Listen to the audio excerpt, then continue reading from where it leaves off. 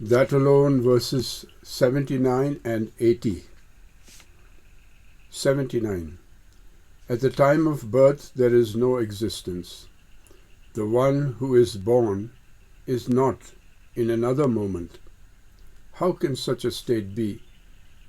Death is also like this, and there is no birth. Everything is of the power of pure consciousness. Verse 80. Like rest and motion, how can contraries such as creation, existence, and dissolution coexist in one place? There is no validity for these three anywhere. When this is considered, earth and such are mere words. Commentary. We are presented with the day-to-day business of living our lives as a matter of necessity.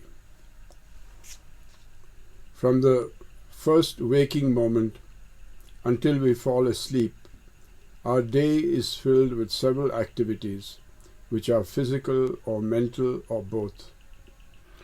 They occur mostly in an action-reaction pattern. In order to act, you need to know what you are expected to do. There are impulses and urges coming to you all the time as compulsions to stimulate reactions. You can just react compulsively, or you can temper and control your actions to behave in a more calculated way. This is the horizontal perspective of life. There is another way of looking at life, not merely viewing it from waking to sleeping, but as a series of days extending from birth to death. This gives a vertical perspective. When you take the vertical view, the emphasis is not on necessity, but on the achievement of values which are considered to be desirable, values which lead to the highest good, the highest beauty, the highest truth. Compared to that, whatever you do on a daily basis is only incidental to the main pursuit of life, which is realization, either as it is philosophically conceived or just generally felt within as a sense of the purposiveness of life. For both these kinds of perspectives, the horizontal and the vertical, there is a need to be certain of whatever knowledge you have. Our lives are regulated by knowledge. When you turn to your daily affairs, the faculties you use to determine the validity of things are your senses of perception. You see, you hear, you touch, smell, and taste. Those are your sensory data. Apart from that, you have another faculty in the reasoning mind. The senses and the mind are put together to make a tool with which to conduct your life. When you use your sense organs to decide the validity of something, you often find they are defective. They are not always giving you accurate versions of truth. You don't see everything presented before you, or hear every sound that falls in your ears. You don't want to taste everything, so you make a limited use of the capacity of your senses, selecting only what is pertinent and disregarding the rest. Who decides what is included and what is left out? The limitation comes from an unknown source. Furthermore, the very structure of the senses is such that sounds fade out beyond a certain distance and sights become too small to see. The structure of our earth as a globe ensures you can only see objects within the horizon. So even beyond your own selectivity, there is another factor which limits your sensory apparatus. Henry Bergson says that we pull our shutters against whatever it is inconvenient for us to see or against things that are not relevant to our own interest. The interest need not always be a favorable one. Fear is as strong an interest as love. Pleasure-seeking and pain have an equal impact on us. We can be attracted to both. Bergson asserts that we know by disassociating ourselves, as well as by associating ourselves with the many elements of our interest. Either way, there is a narrowing of our sensibilities in relation to our selective interest in the external world. We circumscribe our outlook by using only limited aspects of our senses at any time. Philosophical people seek to move away from the quantitative enumeration of things by the senses to qualitative generalizations of the properties of things. The thing in itself is not what they look for, but rather the property of the thing, which can be abstracted and then conceptualized. In this process, the reasoning mind is given priority over the sensory function, meaning they prefer to philosophize rather than to live a more or less direct sensory experience. Although living comes prior to philosophy, it is made more comfortable, more feasible, and more convenient by resorting to a series of rationalizations or philosophizings about whatever comes along. This train of thought began in the West with the Eleatic school to which Zeno belonged. To Zeno, reason was more acceptable than mere sensory evidence, because of the fact that you cannot simultaneously see everything. Also, if someone makes a loud noise from a distance, you see him make it before you actually hear it. The sight and sound are not coordinated. There are many such kinds of incongruities between the senses. You can only effect their coordination by putting them together logically. If you know that light travels at one speed and sound travels at another, taking longer to cover the same distance, you can mathematically conclude that when he was moving his lips, he was also shouting, even though you hear him much later. The coordination of things can be ascertained in this way. We always use logic to explain what the senses cannot determine with clarity. This idea was taken almost to absurdity by Zeno in his famous paradoxes. Narayanaguru is referring to the same thing in these two verses. These paradoxes come up when you look at things in terms of logical feasibility. In verse 79, he asks, "At the instant of birth, you cannot say there is existence, and the one born is not in another moment. How can this be true?" Birth means something emerging out of nothing. Sthiti refers to a state where there is no change in time or space. Motion means not remaining in the same place at the same time. These are basic concepts, but they are at loggerheads.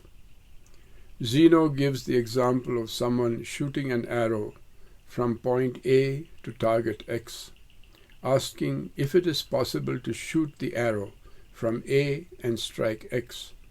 He says, no, it is impossible, because an arrow cannot move and be where it is not, and if you take it only at the point where it is not moving. Either the arrow is where it is or where it is not. Where it is, it does not move, and where it is not, it cannot move. Since it cannot be both where it is and where it is not at the same time, the arrow doesn't move. But the eye says it moves and sees it strike the target. What about that? He says, that may be true. You have so many illusions. This is another illusion. Logically, it is not possible. Another famous paradox of Zeno is about the race between Achilles and the tortoise. Before the race, the tortoise said, "Look here, I am a poor creature, well known for my slow movement. Allow me a 5-minute head start on Achilles. He is a big marathon champion." That was granted him. In 5 minutes, the tortoise went a little distance. Then Achilles was given the signal to start. Zeno asks if he will be able to catch the tortoise. Everyone knows it is possible, but he didn't agree. He said it is not possible because when Achilles covers half the distance between the start and the tortoise, doesn't half the distance still remain?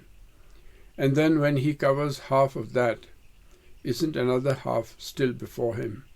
So no matter how fast he runs, there will always be half of some distance yet to go, and Achilles will not be able to catch the tortoise. What is the matter with this reasoning? Bertrand Russell took at least 20 pages to prove how it is wrong, and still no one was convinced, even Russell himself. But there is no need to argue about it. Narayana Guru says, Chit Prabhavam Ellam. Our consciousness is so structured that it can present through the senses a certain quantitative picture of dimensions, such as measurement, color, form, and gross attributes. Our logic can reduce those quantitative aspects into qualities and more subtle attributes, which then get another kind of structuring in terms of subject-predicate. So ultimately, no one can say what is right. We can only say the senses that perceive are also using consciousness. The mind that reasons is also using consciousness. The linear way of thinking is also consciousness. The dialectical way of thinking is also consciousness. In spite of the many similarities and contradictions we see, we know they are all within the field of consciousness. You only struggle because you want to look at parts taken away from the whole. If you see each as an integrated part of the whole, you won't have this problem. You have only to recognize that this is a wonder. This is a Chit Prabhavam. You are unnecessarily kicking up the dust of skepticism, going from one possibility to the next and forgetting the issue at hand. The issue at hand is how to be happy, how to be at one with the totality of the situation with which you are presented. You keep forgetting that and getting sidetracked with the unnecessary fields of logic and philosophy. That's why Buddha didn't want to discuss them at all. He said, if you are struck by a poisonous arrow and somebody comes along to pull it out, do you want to know the distance the arrow was shot from, what caste the man was who shot you, what metal alloy comprised the arrow's tip, and what specific type of poison it was dipped in? Hardly. You just want it pulled out, so you don't have to struggle anymore. You get sidetracked in your search, either in the name of philosophy or by the actuality of the immediate pragmatic possibilities. You err on both sides, either looking at abstractions of things theoretically or rejecting the philosophical approach to seek immediate validation through an interaction with the world of concrete actuality. By examining relative points in isolation, you ignore both the concomitant factors that cause those situations to emerge, as well as how they interrelate with the total nature of things. Because of this, when you try to correct one thing, 3 other problems crop up. There is a story told of when the Mughals left India and the British took over. The British were delighted at all the valuable things which had been left behind, such as the Kohinoor diamond, which they sent to the British king for his crown. They took possession of the Taj Mahal. At that time it had a beautiful fountain that was continuously flowing. But the new occupiers couldn't find a source of water or even any pipe connection for it. They decided to dig up some bricks and have a look, thinking they could be easily replaced. When they pulled them out, the fountain suddenly stopped. They couldn't find anything there, and they couldn't see how it worked. Even when they replaced the bricks, the water didn't come back. Like that, you tamper with your life, not knowing the full secret, and make a mess of it. You can make a mess on the side of the necessary aspects of life, or on the side of philosophical abstractions, by clouding your intellect with more and more conceptualizations. Many writers and teachers have dealt with the same issue, but the greatest summation I have found is in the Bhagavad Gita, chapter 2, verse 29. A certain person sees this as a wonder. Likewise, another speaks about this as a wonder. Another hears of it even as a wonder. But even hearing, no one understands this at all. Narayana Guru says about this Chit Prabhavam Ellam. Understanding this concept is very important. The Absolute is defined as Sat Chit Ananda, existence, awareness, value. You can think of it as the existence of a value in terms of pure awareness, or you can say it is the awareness of the existence of the value, or you can say it is the value of an awareness which exists. It's all up to you. You have your own choice in structuring the meaning, but you cannot take away any one of the three elements. A value that doesn't exist cannot be a value. A value which you do not know is not a value. A knowledge which has no value, you don't want to know it. In order to balance existence and value, Chit has been put in between. Why? A value can exist and yet not be known to you. Until you know it exists, it is not appreciated. So value and existence come together only when they are connected by awareness or Chit. The awareness spoken of here, is it an awareness of things? That is one special modality of it. We were speaking before of a ground and the various modes. Chit is the ground. The substance of that ground has the possibility of giving rise to a series of graded forms of knowledge, ranging from a total negation of the subject-object duality through all the subject-object distinctions. If there is no duality, then the subject cannot make anything else the object of its inquiry. This means you virtually know nothing. That's the ground. From there you can come to a stage where there is subjectivity and the subject has ideations. Then it can extend all the way to the gross level where there is a clear distinction between subject and object. At this point the subject and object can be interrelated like compact organized blocks. From a mere ground on which you cannot predicate anything, you pass on to several distinctive possibilities. This is the horizontalization of a vertical principle. When the vertical principle of pure consciousness, Chit, gives room for horizontality, it is called Chaitanya. And when it is fully horizontalized as an individual being with body consciousness, feeling and sensibilities, it is called Chetana.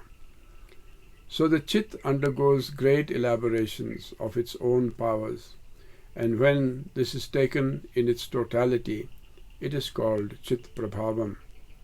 If you examine any aspect of what is presented in consciousness, it will show within it contradictions like existence and non-existence.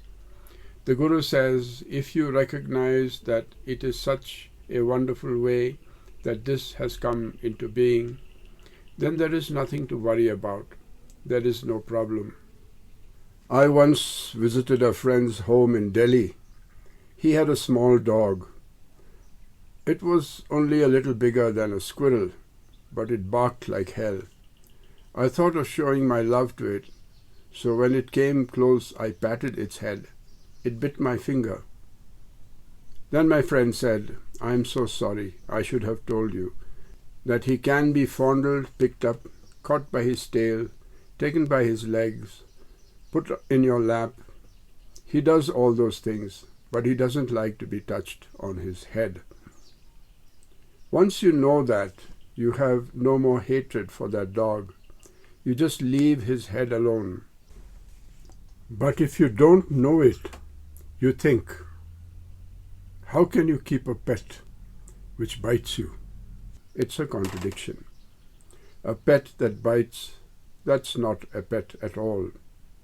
You can be reconciled to it once you know it acts like a pet as long as you don't touch its head. The contradiction even becomes amusing once you know it.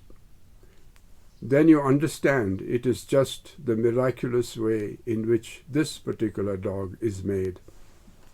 If you know this kind of information about your wife or husband, your child or your neighbor, you won't have trouble. You need to know where you shouldn't touch them. For instance, my grandmother was a very willful, strong woman who could stand anything, but we couldn't say muslin in front of her.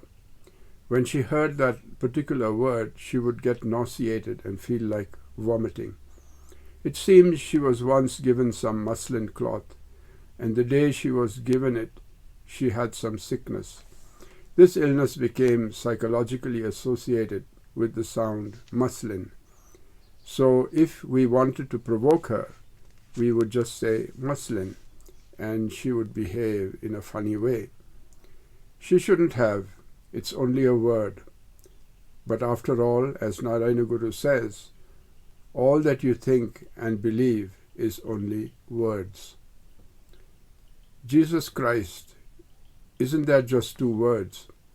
Have you ever seen him? No, you have just heard those words. The word Christ was told to you, and now you love it and accept it. You have seen light and life in it, consolation in it. It's only a word, but saying that doesn't take away any of its psychodynamics. All that power still remains if you whisper in someone's ear that you love them. It gives them a feeling of elation. If you whisper you hate them, it can make them miserable. Some people smile outwardly, but inside they are repeating the negative mantra, "I hate you," over and over. Words can have tremendous power, so you should use them carefully. In verse 80, Narayana Guru brings up the psychodynamics of words. Before that, in verse 79, he tells us that everything is the miraculous power of pure consciousness, so there can be contradictions like birth and death seemingly coexisting in the same situation, even though logically you can't die and be born at the same time. If we take the modern physicist's word, it does happen. In the Tao of Physics, Fritjof Capra says, there is a continuous emergence of subatomic particles from pure nothingness, and that this matter returns to nothingness when it is devoured by antimatter. Then what exists ceases to exist, not just in the form of a transformation, but totally. So there is a total emergence out of nothing and a total reemergence into nothing. Only in between do things appear to exist. He even says that you can't believe that either. He has given the names of 20 subatomic particles and says that when one strikes against another, they both change their nature and become something else. All this is possible in the world of subatomic particles. Once you accept it, the physicist can go to sleep. He thinks he has settled the issue, explaining that whenever these two things bump together, they changed into these two others. How? Don't ask us how. We are just describing what happens. Why? We don't know. You see, it's still a wonder. In verse 80, the Guru says, like rest and motion, how can contraries like creation, existence, and dissolution coexist in one place? This is the same as Zeno's question. He goes on, there is no validity for these three anywhere when this is considered earth and such are mere words. Here he calls earth Kshiti. Elsewhere it is called Dhara. These words are very important. They both refer to the earth, but have significantly different meanings. Dhara is that which retains, that which protects, contains, holds, supports. Kshiti means that which decays, degenerates, and dissipates. Earth becomes the supporting principle, Dhara, when you understand that everything emerges from it. Then the earth as Kshiti dissolves everything back into itself. If you bury a corpse and then look for it after some time, all you will find are bones. After some more time, they too will have become part of the earth. It has that power to make you decay, decompose, change, and transform. It is not the earth specifically which is under reference here, but the meaning we assign to words like earth. We do not know earth. We do not know anything. We are fed on this food of reason with words. We live and thrive on words. If we are unhappy, we go home and read some words. In America, you pull out the I Ching, throw the coins, and look up your hexagram. If you don't like what it says, you throw your coins again. You are seeking consolation in the words. If they are not consoling, you try again. Or you might take the Bible and read a portion. But then you might come to a section where it says, God became very angry and cursed. So you close that up and look for your Gita, or call your best friend, who perhaps is sitting there with a sore throat after a fight with her husband. So she puts all the blues on you. You live in a world of words, and you consume words. It's not always bad. The other aspect of words is that they do console, otherwise you wouldn't go for them. A word can be a dhara when it consoles you, and a kshiti when it brings you misfortune. The essence is they both are words. We are taking these two verses together because they deal with one picture of the world. It begins with the wonder of Chaitanya, which projects from the vertical into the horizontal, becoming fully horizontalized and truncated, and finally reaches its maximum extension, beyond which it cannot go. Then it perishes and returns to the vertical. This recycling is going on all the time. You are again and again absorbed into pure consciousness. It happens every day. You wake into the world and perform many actions. After some time, the limbs become tired and you can't exact any more work from them. The mind becomes fuzzy and the eyes begin to droop. So you give up and go to sleep.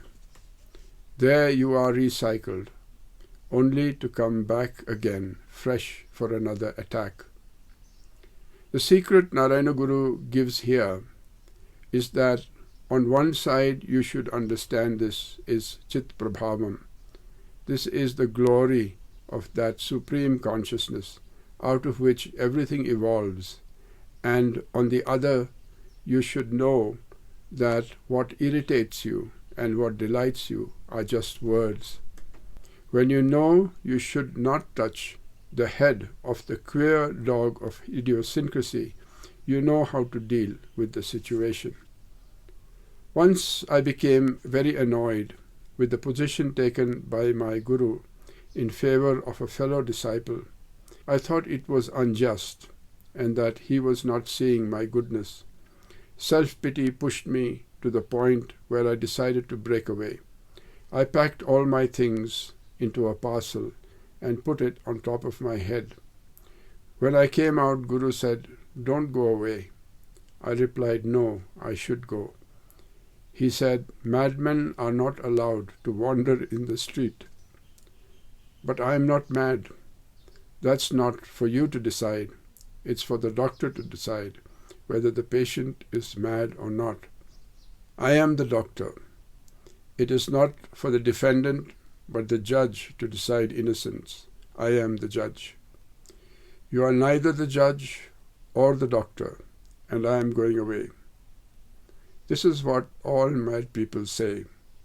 I am a circus manager. I cannot let leopards and tigers loose in the road.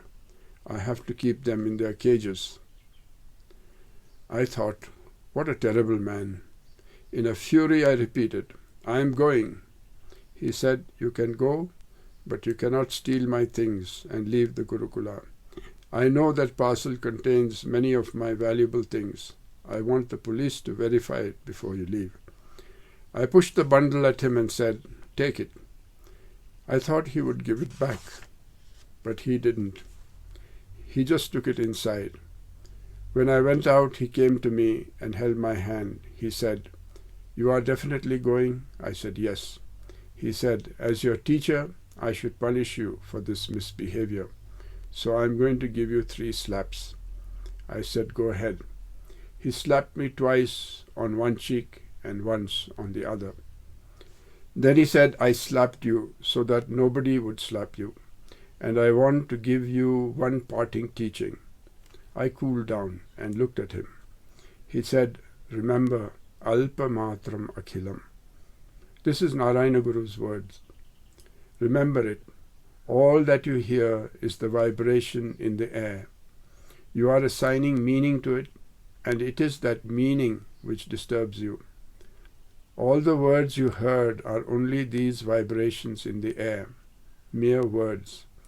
You should never be offended by vibrations of sound. Keep this in your mind. It will save you for the rest of your life. You can come back whenever you want. I still walked away, since my mind had been made up, but this started ringing in my mind. Alpa matram akhilam. The vibration of that word has not left me, even these many years later. When something upsets me, I always think of that. There is a mantra contained in this verse 80, Giru matram agum, meaning it's only an articulated word. The whole edifice of life is built with the bricks of words. Universities are nothing more than places to cater these bricks and structures of words to you. You live in a house of words gathered from your teachers, your priests, your books, your friends, along with those of your own fabrication. If you really know this, you are already saved.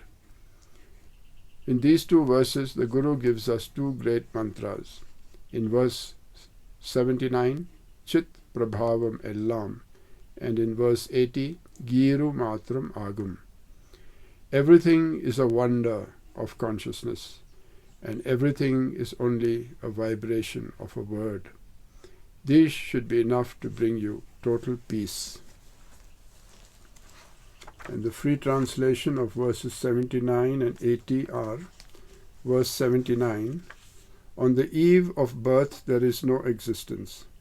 The emergence from the womb is not a factual reality in a posterior moment. How can it be? Death is also like this. Everything seems to be only by the glorious presence of consciousness. Verse 80.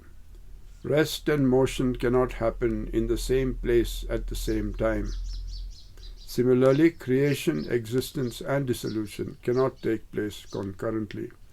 When critically examined, these concepts have no substantial validity.